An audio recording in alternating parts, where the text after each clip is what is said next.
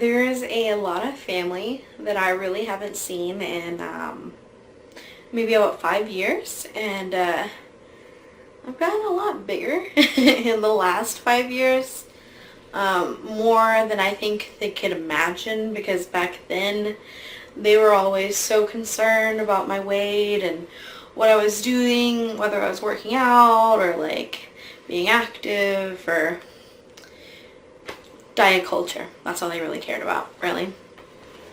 So like, I'm really interested to see if I'm going to be accepted, if I'm going to be like shamed or what, because I'm like very happy and super proud of myself and all my gains. And I'm sure that would be a spit in the face for them to hear that, because being fat and glorifying obesity is like shit for them. They don't agree with it, but I can care less because I love being fat. But I know that there's one person especially that I'm a little nervous to be around. My Uncle Jim.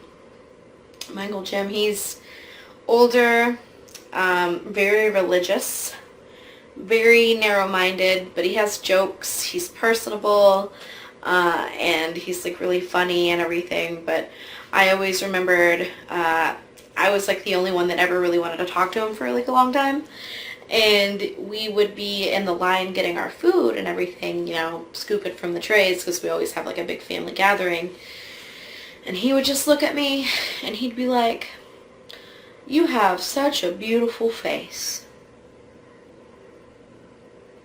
But what? You know what I mean? Like, but what? But he was just like, "You need to help yourself and lose some weight." And I think from then on, I realized that, like, I don't need someone else telling me what I need to do with my weight or not. Like, that's my choice.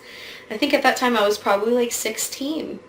So, I don't know. It's always been a big focus in my life, is being a fat person. Not the happy, joyous person I am, I guess, but I don't know. I was always shamed growing up, so I'm curious to see what everyone has to really say.